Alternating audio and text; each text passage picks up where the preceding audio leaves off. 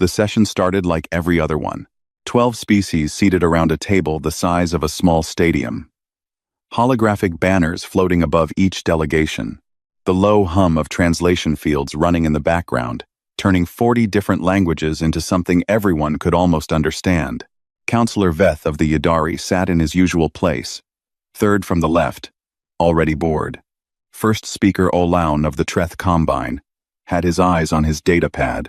The Sulhari delegation was arguing quietly among themselves about something no one else cared about.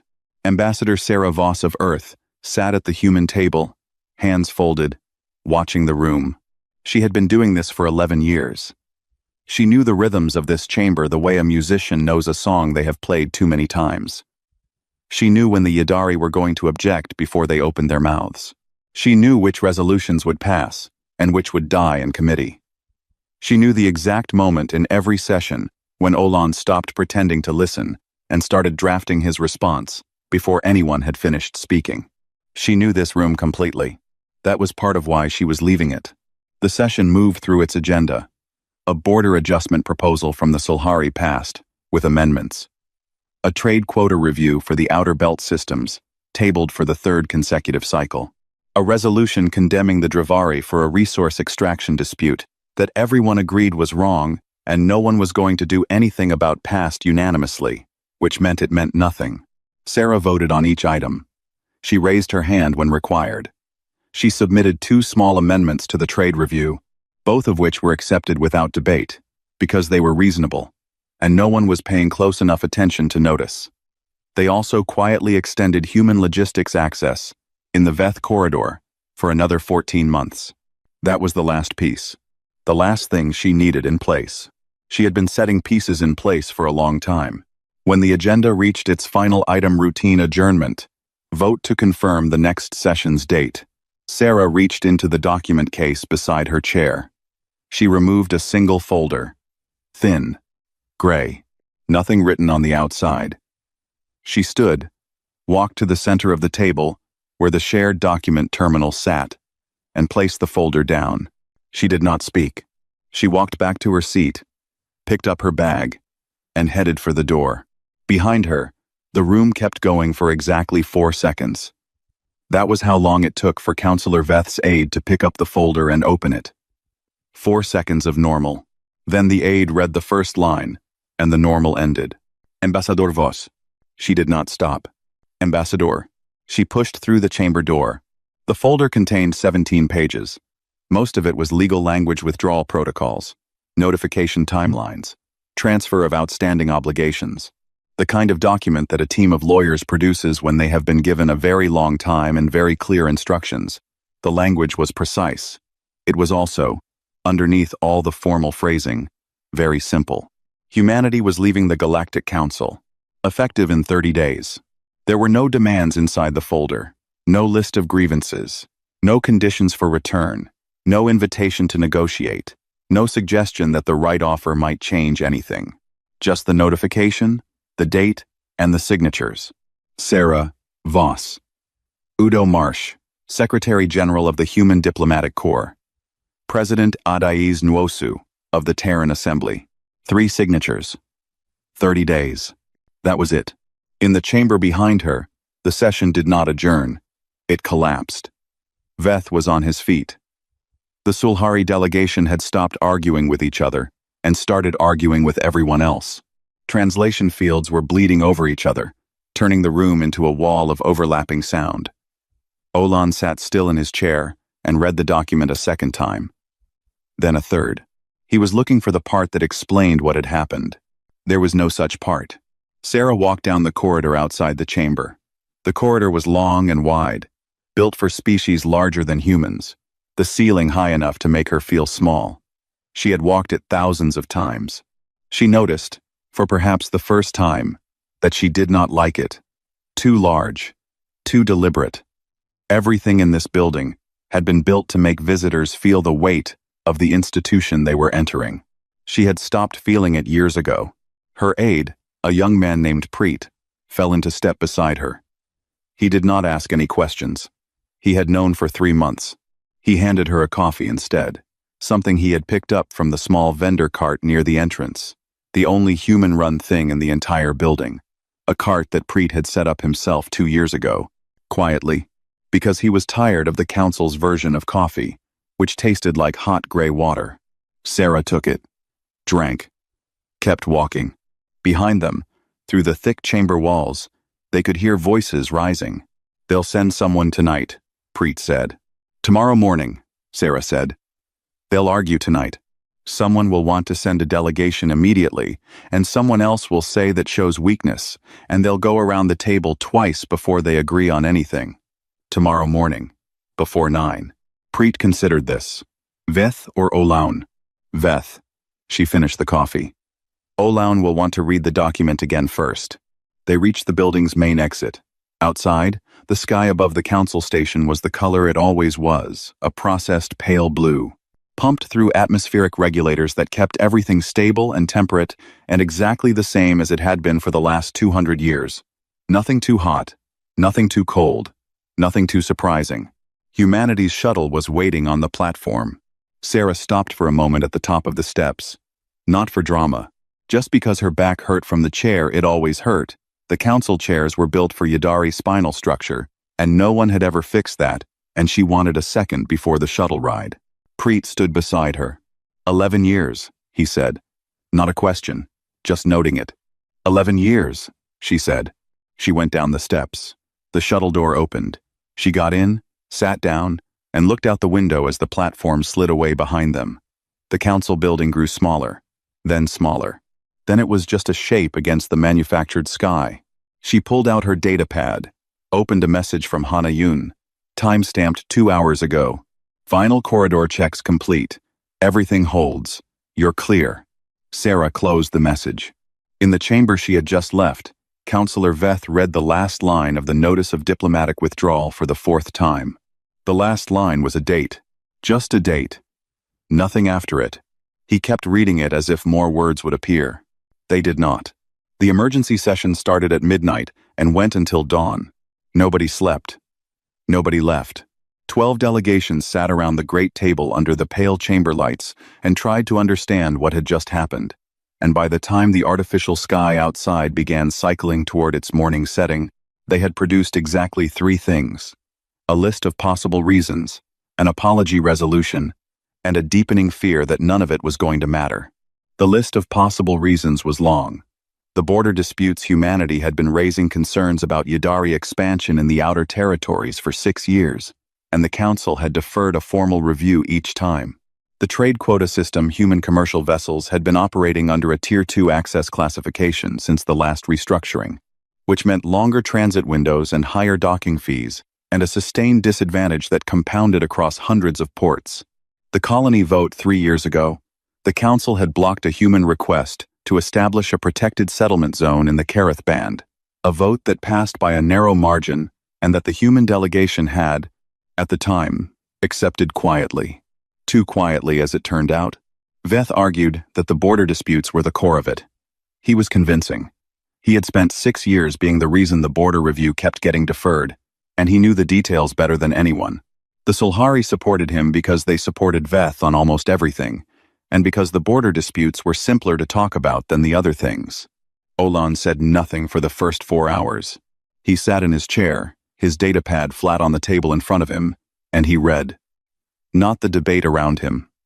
The document, the 17-page notice, and behind it, through his own private channels, everything he could pull about human trade patterns, logistics contracts, and diplomatic agreements filed over the past decade. There was a great deal to read. The apology resolution came together just before dawn. It was a strong, one direct acknowledgement of the deferred border review, a commitment to fast-track the quota restructuring, an expression of institutional regret for the colony vote outcome. Several delegations argued about the precise wording for 90 minutes. The final version was, by council standards, unusually clear. Veth pushed for it. He was certain it would work. Humans had been asking for exactly these things. Here they were, finally, on the table.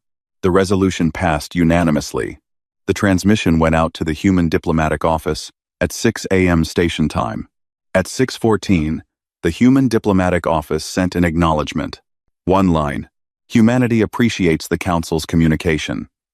The notice of withdrawal remains in effect. Veth read it twice. Then he read it again. He was looking for the opening, the place where humanity was beginning a negotiation, using the withdrawal as leverage to extract better terms. That was the play. It was a known play. Species had done versions of it before. You threaten to leave. The other side panics. You settle for more than you would have gotten otherwise. It was smart. It was reasonable. He understood it. He could not find the opening because there was no opening. This was not a negotiation. Across the table, first speaker Olan finally set down his data pad. He looked at it for a moment. Then he looked at the ceiling. Then he said, quietly, to the analyst sitting behind him, a young Treth woman named Sale, who was very good at numbers. Pull the full human logistics map, not the council-registered routes. All of it. Sale looked at him. That data isn't consolidated anywhere. Then build it, Olan said. Use the trade filings, the port records, the maintenance contracts, everything that touched a human firm in the last 15 years. Map it. She started working. It took her 6 hours. Olan sat alone with the results and felt something he had not felt in many years. The map was not what he expected. He had expected to see human trade presence significant. Yes, valuable, certainly, but concentrated in the familiar corridors, the established lanes, the places where human commercial activity was visible and well known. He had expected something he could quantify and reassure himself about. The map did not look like that. The map looked like a nervous system. Human logistics infrastructure ran everywhere, not loudly, not with flags or branding or obvious markers. It ran underneath. Maintenance contracts on relay stations that kept communication networks functional across 6 council-member territories. Navigational data-sharing agreements, quietly renewed, cycle after cycle, that small vessel operators across a dozen species depended on without ever thinking about where the data came from. Supply chain arrangements so deeply embedded in the day-to-day operations of council-member economies that they had stopped being visible. They were just the way things worked. Nobody had mapped it. Nobody had thought to. Why would you map the floor under your feet? Sael ran the dependency calculation. She ran it twice, because the first result seemed wrong. It was not wrong. She walked to Olan's side of the table and put a single number in front of him. Baffinger Loschutzi. 67% of council-member economies had what she classified as critical dependency on at least one human-maintained logistics corridor. Critical meant disruption would produce measurable economic damage within 90 days. Not inconvenience. Not friction. Damage. And that was just the logistics. It did not account for the information-sharing protocols, the neutral arbitration services, the 17 ongoing infrastructure projects in various stages of completion, where human contractors were the primary operators, the navigational relay network that 3 separate council members used for their colonial transit lanes. None of that was in the 67%. Olaun sat with the number for a long time. In the main chamber, Veth was composing a second communication to the Human Diplomatic Office. He had decided the first apology had not been personal enough. He was going to request a direct meeting. He was going to bring the full apology resolution in hard copy, signed by every council member. He was going to make it clear that the council understood its mistakes and was prepared to make them right. He was still thinking about the border disputes. He was still looking at the part of the picture that was visible. Olan stood. He did not go back to the main chamber. He went to his private office, locked the door, and opened a channel to his own government's economics division. He needed their people to verify sales numbers. Not because he doubted her, because he needed someone else to see what he was seeing, so he would know he had not made an error. He had not made an error. He sat back in his chair and thought about Director Hana Yoon, a name that had appeared, briefly, in 3 separate human trade filings from different years. A name with no council profile, no diplomatic registry entry, no public record of any kind, beyond those 3 small appearances buried in routine paperwork. He had not thought anything of it at the time. He thought a great deal about it now. Outside, through his office window, the council station hummed along as it always did. Ships docking and departing, commerce and diplomacy, and the ordinary motion of a galactic civilization running on infrastructure that everyone used and no one thought about. The 67% sat on his desk. He stared at it the way Veth had stared at that last line of the withdrawal notice, waiting for it to mean something different. It did not. The first delegation arrived on day 4. 3 members of the Yadari diplomatic bloc, led by a senior envoy named Seth, who had a long career and a confident handshake, and a list of concessions that Veth had spent 2 days assembling. The list was good. Veth knew what humans wanted. He had been watching them want it for years. The border review, fully expedited. The trade quota redesign, with human vessels moved to Tier 1 classification immediately. A formal apology, read aloud at the next full council session, entered into the permanent record. These were real things, meaningful things. Things the human delegation had raised and been denied, and raised again for the better part of a decade. Seth arrived at the human diplomatic office with all of it prepared. Sarah Voss met him in the reception room. The room was comfortable. She had good tea, a dark, slightly smoky variety that Seth had encountered once before and found excellent. She poured it herself. She sat across from him, and she listened. Completely. She did not check her data pad. She did not look at the window. She gave him her full attention, and when he finished presenting the offer, she was quiet for a moment, in the way that made people feel they had been genuinely heard. Then she said, "Humanity appreciates the Yadari bloc's effort in preparing this. The notice stands." Seth blinked. "Ambassador, these are the terms your delegation has been requesting." "They are," Sarah said. "Yes." "Then, the notice stands." She refilled his tea. She asked about his journey to the station. She was warm and present, and entirely immovable. And Seth left 40 minutes later, with the distinct feeling of a man who had pushed against something and found it had no give at all, not because it was rigid, but because it simply was not a wall. There was nothing to push against. There was just a door that was already closed. The second delegation came on day 9, Sulhari. This time, with a different approach. Less about concessions, more about the relationship, the history between their species and humanity, the shared projects, the things built together over 200 years of coexistence. It was a warmer presentation, more personal. The lead envoy, a woman named Pyrrha, was good at this. She genuinely liked humans. That came through. Sarah gave her the full attention, the good tea, the warmth in return. When Pyrrha finished, Sarah said, "Humanity values everything you've described. The notice stands." Pyrrha tried twice more from different angles. The notice stood. On day 14, Udo Marsh issued a brief public statement from the Human Secretary General's office. It ran 2 paragraphs. It thanked council member states for their communications. It confirmed the withdrawal timeline. It wished all parties well. The galaxy's news networks ran it for about 6 hours, mostly with commentary asking what the real message was. What was humanity signaling? What did they actually want? What was the end game? Analysts offered 17 different interpretations. None of them said, "This is the message. There is no subtext. They are simply leaving." It did not occur to anyone to say that because it did not occur to anyone that it could be true. Meanwhile, on the human side of things, Udo Marsh had been moving through a checklist for 3 weeks. He was not a dramatic man. He was 54 years old, had been in the diplomatic corps for 30 of those years, and looked, as his deputy liked to say, like someone's accountant. He wore unremarkable clothes. He kept unremarkable hours. His office was tidy, without being sterile. He had a photograph of his 2 daughters on his desk, and a small cactus on his windowsill that he had owned for 12 years. He worked through the checklist the way he worked through all checklists, one item at a time.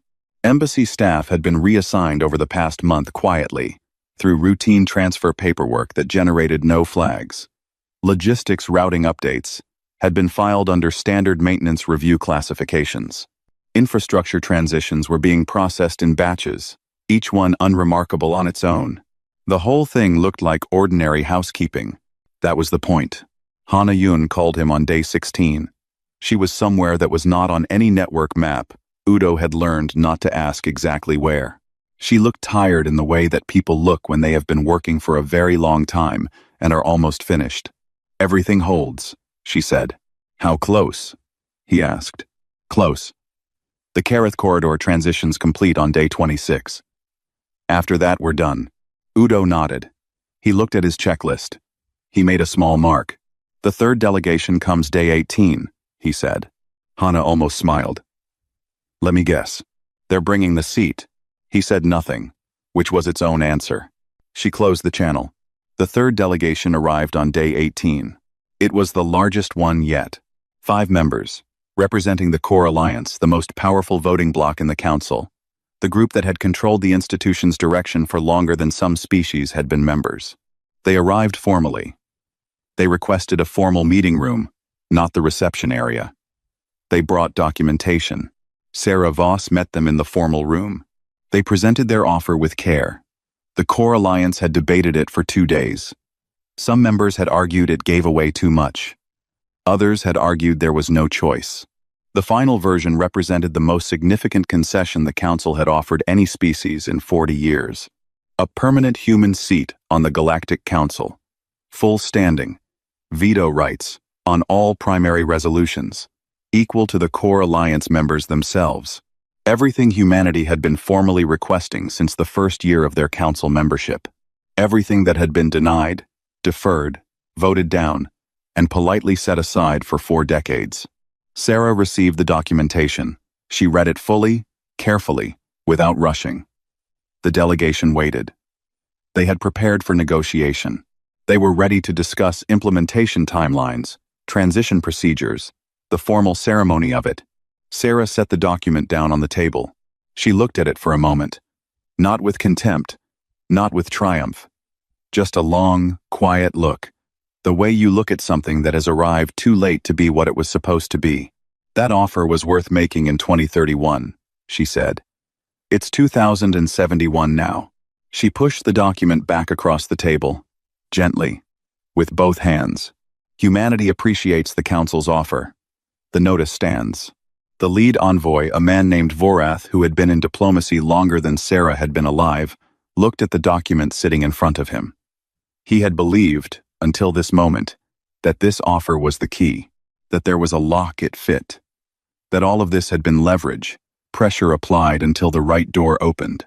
He understood, looking at Sarah's face, that he had misidentified the door. There was no door. There was just a countdown. He reported back to the Council that evening. The chamber went quiet in a way that Veth later described as the loudest silence he had ever heard. Olan sat in his chair and said nothing. He had already known. He had known since Sael put the number on his desk. Outside, the clock ran toward 30 days. Hana Yun's teams worked through the night. Everything was almost ready. The deadline passed at midnight. No announcement, no ceremony, no final statement from the human diplomatic office. The lights in the human embassy on the Council station simply went off. Not cut, not severed, just off. The way lights go off when everyone has already gone home. The building had been sold 3 weeks prior to a commercial property firm. The transaction had been filed under routine asset transfer and flagged by exactly no one. By morning, the station's maintenance crews were already receiving calls about the lobby signage. Inside the Council chamber, Veth had been awake for 26 hours. He had been certain, completely, professionally certain, that the notice was a negotiating tool and that something would break before midnight. An internal debate inside the human government, perhaps. Political pressure from human commercial interests who stood to lose from withdrawal. A last-minute back-channel reach-out through some quiet contact. He had people watching for it. Nothing broke. The clock hit midnight. The notice expired. The humans were gone. Veth sat in the chamber and waited for what came next. In his experience, when a species made a drastic move, the aftermath was loud. Declarations, countermoves, demands. The machinery of political crisis, which was something he understood and could operate within. What came instead was quiet. Not peaceful quiet. The other kind. The kind that fills in where something used to be. The first report arrived at 9 in the morning. A Sulhari commercial fleet operator, running a standard cargo route through the Meth corridor, had submitted a distress flag, not an emergency, not an attack, just a flag. The navigational relay station at the corridor's midpoint was running on outdated charts. The station operator had been running on a human data sharing agreement that had, as of midnight, expired. The charts were 14 months old. In a high-traffic corridor, 14-month-old charts were manageable, but uncomfortable. The kind of thing that slowed ships and raised insurance costs and created paperwork. The council's infrastructure office logged it, routine. At 11, a second report. A border mediation process between two small council members, the Teth and the Nori. A long-running territorial dispute that had been grinding through arbitration had suspended proceedings. The neutral arbitration firm overseeing the process was a human firm. Their contract had expired at midnight. Both sides had assumed the contract would roll over automatically, the way it had for 11 years. It did not roll over automatically. There was no one to call. The infrastructure office logged it, still routine. By afternoon, there were 9 reports. An atmospheric processing station in the outer Yadari territories was flagging a maintenance cycle overdue. The specialist contractor responsible for the service interval was a human firm operating under a long-term service agreement. Expired at midnight. The station would hold for another 3 months without service. But after that, the processing efficiency would begin to degrade. 2 information-sharing protocols covering deep space navigation data in the Karath region had lapsed. 6 different council member vessel operators used the data. All 6 had filed queries about the renewal process. There was no renewal process. The data had not been council property. It had been human property, shared under agreement. The agreement was over. A human engineering consortium had been the primary contractor on a transit hub under construction in Treth space, 40% complete. The consortium's workers had begun an orderly departure from the site 2 weeks ago under the terms of their contract's withdrawal clause. Work had stopped. The site was secure. There was simply no one building it anymore. Each item, alone, was manageable. Frustrating, costly, disruptive, but manageable. Olan had been counting them since noon. He was not looking at each item. He was looking at what they added up to. He requested an emergency session at 3 in the afternoon. He asked the council to convene specifically on the topic of infrastructure dependency, not the political situation, not the diplomatic response, not the path back to the table, just the infrastructure, just the practical question of what the council needed to address immediately. He was voted down. The majority position was that the infrastructure disruptions were a side effect of a political situation, and the political situation needed to be addressed first. Once humanity returned to the table, and they would return, because of course they would return. This was still leverage. This was still a position. This was still something that could be resolved through the correct application of the correct offer. The infrastructure issues would resolve themselves. Veth led the majority. He was already drafting a 4th communication to the human diplomatic office. Olan sat in his chair and did not argue further. He had made his case. He had been overruled. He went back to his office and kept counting. At 7 in the evening, the report came in that changed the quality of the quiet. A Yadari colony ship, the Times Veth Radar, carrying 412 colonists to a settlement in the outer territories, had dropped out of its planned route and issued a navigational distress call. Not a collision, not a mechanical failure. The ship's guidance system had been routing through a relay network in the outer Veth corridor. The relay network had been maintained under a multi-year service contract by a human logistics firm. The contract had included an automatic fail-safe protocol, a kind of navigational safety net that kept ships from drifting off established paths in a region with poor natural landmark coverage. The fail-safe had been human software, running on human servers, renewed annually under the contract. At midnight, the servers had gone offline. The Times Veth Radar Times was not in danger. It had its own navigation systems. The crew was competent. They had pulled up manual charts and were recalculating their route. It would cost them 11 hours. The 412 colonists on board were fine, but the ship bore Councillor Veth's family name. Everyone in the chamber knew that. Old Yadari naming tradition, the colony ship named for the family that had sponsored the colonial mission. Veth read the report and sat very still. He was a skilled diplomat. He was not a man who showed his feelings in a meeting. But the people who knew him well, and Olan had known him for 20 years, could read the particular stillness that settled over him when something had reached through all the professional distance and landed somewhere. Personnel. Olan watched him read the report.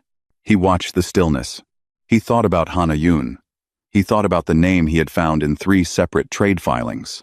He thought about the navigational relay network, the service contracts, the fail-safe software. He thought about the timeline, how long it would have taken to put all of that in place, how many years of quiet work, how many decisions made in rooms that no council member had ever been invited to. He thought, they knew this ship's route. They knew every route. They had been the ones maintaining the network that all the routes ran through. The humans had not sabotaged anything. There was nothing malicious in any of this. The contracts had expired. The services had ended. Everything had been done correctly, legally, with full documentation and appropriate notice, buried in 17 pages of withdrawal paperwork that the council had been too panicked to read carefully. There was no attack to respond to, no aggression to condemn, no enemy to name, just an absence. And the shape the absence left behind. Veth set down the report. He looked across the table at Olan. Olan already had his coat on. He had been putting it on slowly, for the past hour, in the way of a man who has decided where he is going and is simply waiting for the right moment to stand up. You knew, Veth said. Not an accusation. Just a recognition. I knew enough, Olan said. Not all of it. Not the relay network. But enough. He stood. Where are you going? Olan picked up his bag.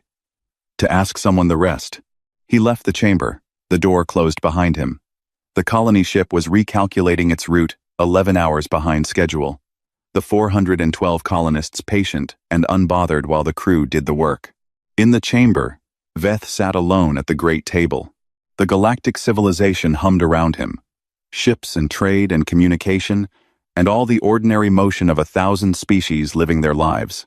He had not known, until today, how many of those motions ran on infrastructure that human hands had built, maintained, and quietly renewed year after year after year, infrastructure so embedded, it had become invisible, the way things always become invisible, when they work perfectly and never fail. He knew now. The knowing sat in his chest like a weight he hadn't been carrying a day ago. Olan arrived without an appointment. That alone was unusual. First speakers of the Treth Combine did not arrive anywhere without an appointment. The protocol machinery around a person of his rank was elaborate and slow-moving, the kind of institutional weight that made spontaneous travel feel vaguely illegal. It had taken him 4 hours to cut through enough of it to simply get on a ship. He had filed the travel under a personal health visit. His doctor on Treth Prime could be counted on to ask no questions, and Olaun's deputy could be counted on to ask the right ones, and then not ask them out loud. The human receiving station where he landed was smaller than he expected. Everything about it was smaller than he expected. After years inside the council station, a structure designed to impress by sheer scale, to make every visitor feel the weight of the institution they were entering, the human facility felt almost modest. Clean lines, good lighting, efficient without being cold. No one made him wait. That was also unusual. In his experience, making important visitors wait was a near-universal diplomatic custom, a small performance of leverage. Someone from his rank who had arrived without an appointment should have been left in a reception room for at least an hour to establish that they were the one who had come asking. Instead, a young human assistant met him at the dock, offered him water, and said, "Director Yun is ready for you." He followed the assistant through corridors that were calm and unhurried. Staff moved around him with purpose, but without performance. No one turned to look at him. No one adjusted their posture or lowered their voice when he passed. He was a first speaker, and nobody here appeared to care particularly. He found it, oddly, a relief. Director Hana Yun was waiting in a room that looked more like a working office than a meeting space. A wide desk covered in organized stacks. A wall of screens showing data feeds, logistics maps, transit figures, numbers he could not read quickly enough to interpret. A single large window, with a view of the station's exterior platform and, beyond it, open space. She stood when he entered. Average height. Mid-50s maybe. The kind of face that did not give much away without deciding to. She shook his hand with a firm grip and gestured to the chairs across from her desk. "First speaker," she said. "Thank you for coming in person." She poured tea without asking. The same dark, slightly smoky variety Seth had encountered in Sarah Voss's reception room 2 weeks and a lifetime ago. Olan realized, taking the cup, that this might be a human thing, not a specific diplomatic choice, just the kind of tea they kept. He found that thought grounding, somehow. A small, ordinary thing. He set the cup down and looked at her directly. "I'm not here to make another offer," he said. "I know," she said. "I'm here because I've been counting," he said. Infrastructure failures. Service contract expirations. Relay networks. Navigational data. Arbitration services. Construction projects. I've been counting for 3 days, and I haven't found the bottom of the list. He paused. "I need to understand the shape of what you built." Hana-Yun looked at him for a moment, not measuring him, exactly. More like confirming something she had already decided. "How much do you want to know?" she asked. "All of it," he said. She told him. Not everything there were parts of it that were not hers to share. Parts that would become clear in their own time. But the outline. The architecture.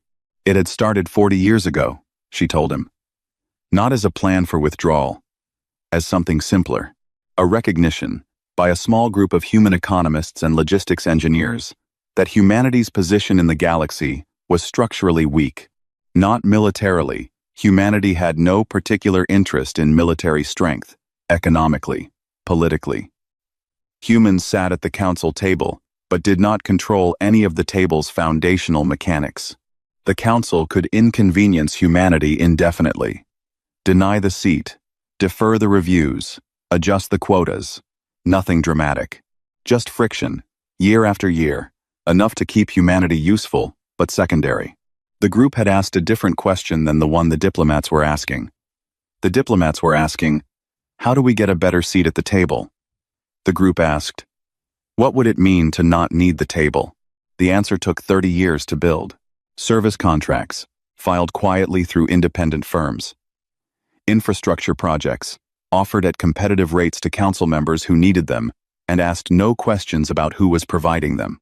Navigational data, shared generously under agreements that no one had any particular reason to scrutinize. Each piece was legitimate. Each piece was useful to whoever received it. Each piece also happened to run through human hands, on human servers, under human maintenance cycles. Year by year, the network grew, not loudly, not with announcements or branding or any visible signature that might cause someone to map it and understand what it was becoming. Just quietly, the way roots grow underground, out of sight, unremarkable, until the day you try to move the tree. Hana-Yun had run the network's final phase for the last decade. The council denied the permanent seat in 2031, Olan said. Yes, and that was when we started building the exit. He sat with that for a moment. The straightforwardness of it. No anger in the way she said it. No bitterness. Just a fact. Described in its correct sequence. You knew about the times, Veth Radar, he said. We knew about all the routes, she said. We maintained them. We didn't disable anything.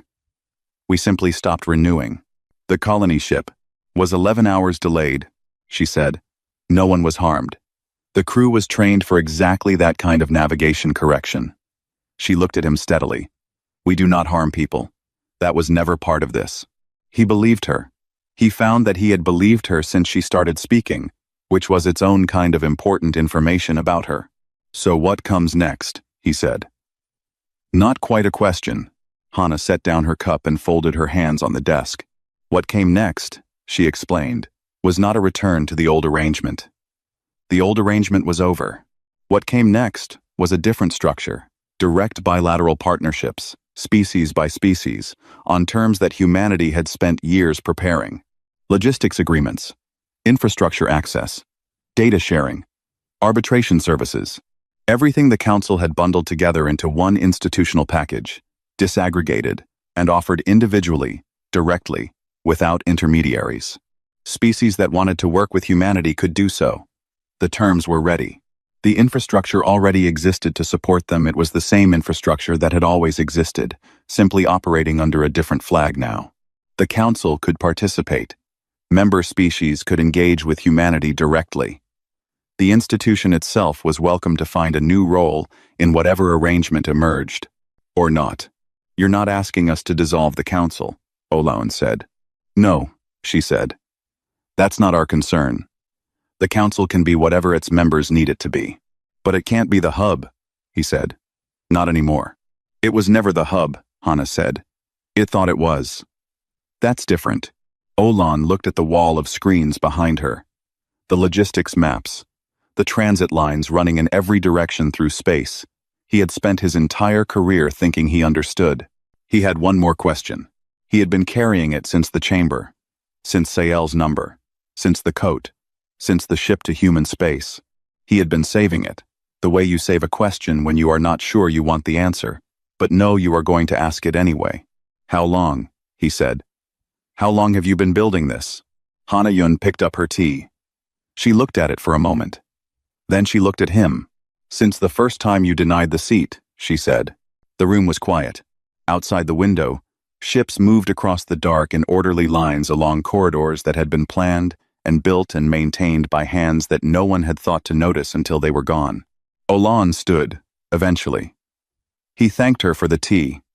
She walked him to the door. They shook hands again with the same firm, businesslike grip. Two people who understood each other now in a way that had not been possible that morning.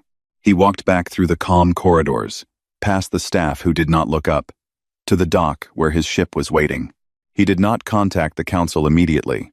He sat in the cockpit as the station fell away behind him, and the dark opened up ahead.